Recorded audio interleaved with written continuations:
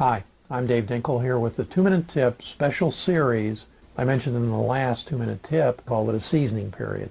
And here's what it looks like. You purchase a property, whether it's from a wholesaler or wherever else, and you rehab the property.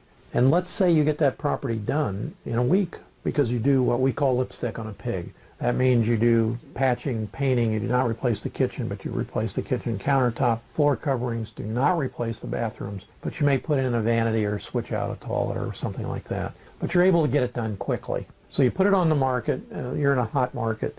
Buyers rush in, and the first guy up says, I'll pay you more than what you want. Sign a contract with a guy. You're looking at making a substantial profit. And I'll give you a real example. Got a call from a student, and he says, this property is in Weston, very, very nice community. It's waterfront, and the woman will not take less than, at this time, $275,000. So I said, what's the question? He said, well, what can I get it for? So I said, what's the problem with the property? He goes into a long string of things where it's a probate, already transferred to the daughter's name. But the guy that owned it, her father, was such a hoarder that his fence rotted away, and he pulled all the nails. Now, these are rusty nails. Pulled them all out of the fence, the screws. How do I know that? Because when I went in the house, there's a bowl full of rusty nails there. And that was the good news. The bad news was this house, even though it was in a 500-unit subdivision, the entire subdivision was what we call frame, meaning it was made out of wood frame.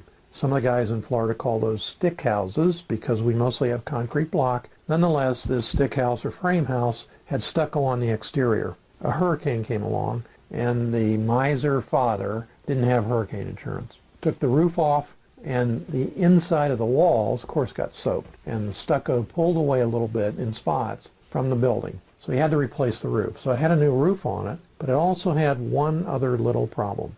A massive, massive rat infestation. Every surface, every flat surface was covered with fecal material. Now, it was really ugly. And the floor. I said to the student, don't even come into this place. I mean, this is seriously bad. Well, the other part of the problem was when the water came down the walls, about 3 foot up, I guess it had flooded as well, was a water line. So the drywall had, deteriorated.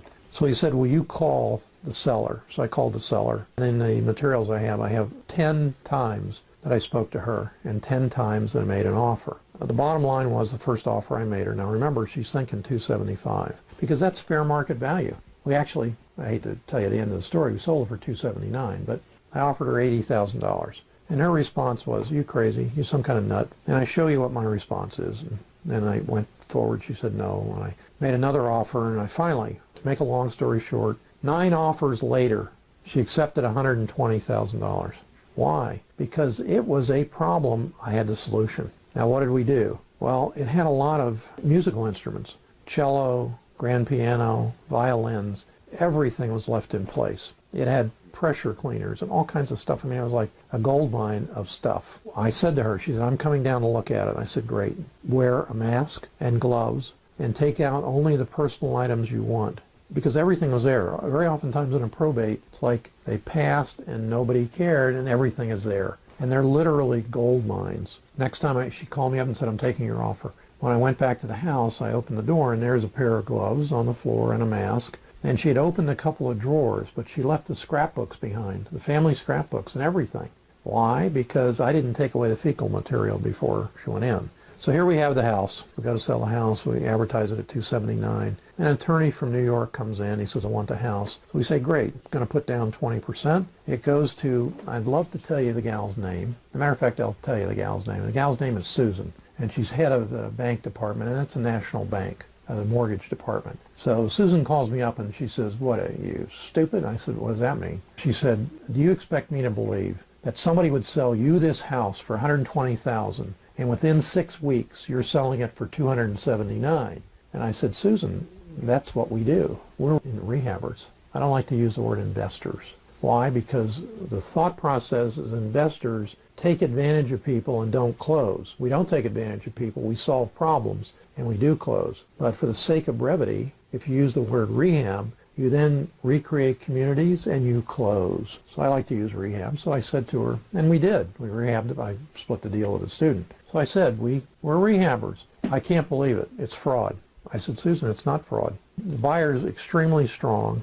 I said, wait a minute, do you have a seasoning period? She said, yeah, it's 90 days. I said, okay, what's your problem? She said, the amount of the profit's way too large. I said, well, you're seeing 120 and 279, but we had expenses. She said, okay, you put together your expenses. We only allow 20% of your expenses. Well, that's not going to work. So I said to Susan, good luck. I'll find another lender, which took 1 week. And we closed at 279. He's really happy. We're really happy. Closing agent's really happy, and I don't care about Susan. And I'd love to tell you the name of the bank, but she may not be there anymore. I don't know. So that's a seasoning period. The bank is saying to a conventional lender who's going to buy your rehab property, whether it's lipstick on a pig and it took a couple days, or it's a full rehab and it took 90 days, you had to wait 90 days to resell it. Now, what can you do about it? One simple thing, find another bank. They're not all that way. It's their guidelines. Now, if you said to me, those are federal guidelines under, okay, then go to a bank that's a state chartered bank. They do what's called portfolio lending. That means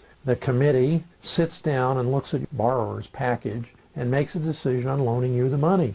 And based on your credibility with them, more so than the property, they loan you the money.